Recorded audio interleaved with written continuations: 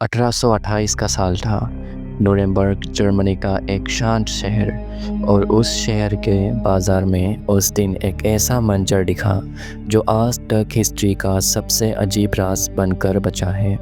शहर के लोग अपने धंधे में लगे थे जब अचानक एक लड़का आया, कपड़े फटे पुराने, चलने की आदत तो जैसे उसे था ही नहीं, जैसे उसने कभी ज़िंदगी में पहले कदम ही न रखे हो।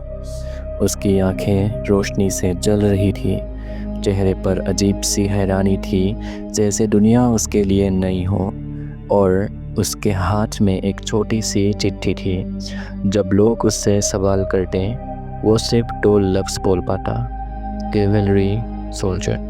अथॉरिटीज़ ने उस चिट्ठी को पढ़ा और उसके बाद शुरू हुआ एक ऐसा सिलसिला जिसमें हर जवाब के साथ नए सवाल खड़े होते गए। चिट्ठी में लिखा था कि उस लड़के का नाम कास्पर हौसर है और उसे बचपन से एक अंधेरी कमरे में कैद करके रखा गया, एक ऐसी सेल जिसमें ना खिड़की थी ना धूप, जहां उसे सिर्फ रोटी और पानी दिया जाता था, और एक पुराने वुडन टॉय हॉर्स के अलावा उसके पास कुछ भी नहीं था। कास्पर ने खुद भी यही बताया कि उसने ज़िंदगी भर किसी इंसान का चेहरा नहीं देखा, सिर्फ एक अनजान गार्जियन आता था, उसे खाना छोड़कर चला जाता, और फिर एक दिन उस गार्जियन ने उसे उठाया और शहर में छोड़ दिया, कहते हुए, जाओ, तुम्हें सोल्जर बनना है। जब डॉक्टर्स ने उसकी हालत देखी तो वो हैरान रह गए। उसके मसल्स एक छोटे बच्चे जैसी कमज़ोर थी, उसका पेट सिर्फ रोटी और पानी को डाइजेस्ट करता था, और उसकी आंखें धूप को बर्दाश्त नहीं कर पाती थी, जैसे एक इंसान ने पहली बार ज़िंदगी में रोशनी देखी हो। ये सब सुनकर शहर वाले हैरान थे। क्या यह लड़का एक इनोसेंट चाइल्ड था जो अंधेरे में पाला गया था, या फिर यह एक बड़ी साजिश थी? जल्दी ही थ्योरीज सामने आने लगी, और सबसे मशहूर थ्योरी ये थी कि कास्पर असल में बेडेन के रॉयल फैमिली का प्रिंस था, जिसे पॉलिटिकल खेल के चक्कर में गायब कर दिया गया था ताकि दूसरा हेयर गद्दी पर बैठ सके। अगर ये बात सच होती तो कास्पर सिर्फ एक विक्टिम नहीं, बल्कि एक बड़ी रॉयल कॉन्स्पिरेसी का हिस्सा था। लेकिन कास्पर की कहानी यही ख़त्म नहीं होती, बल्कि और भी ज़्यादा खतरनाक मोड़ लेती है। उसके सामने बार बार स्ट्रेंज अटैक्स होने लगे।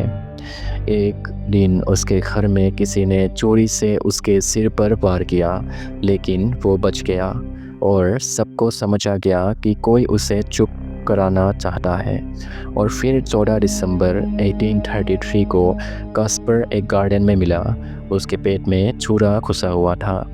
उसने मरने से पहले सिर्फ इतना कहा कि एक अनजान आदमी ने उसे बुलाया, एक पाउच दिया और फिर छुरा खोप दिया।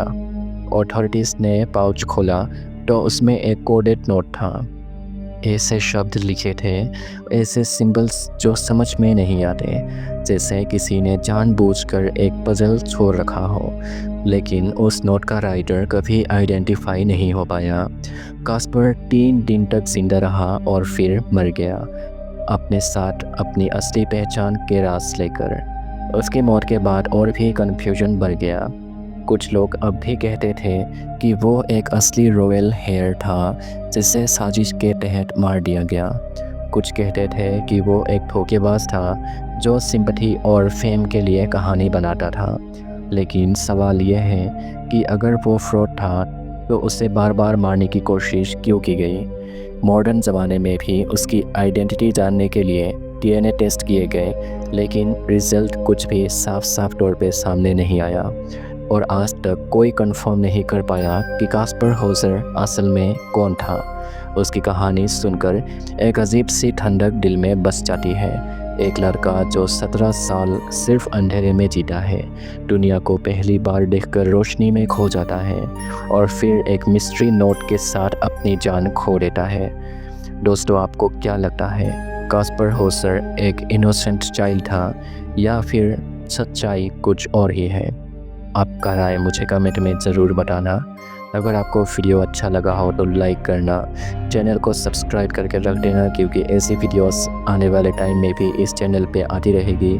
हम मिलेंगे नेक्स्ट वीडियो में, तब तक के लिए थैंक्स फॉर वॉचिंग।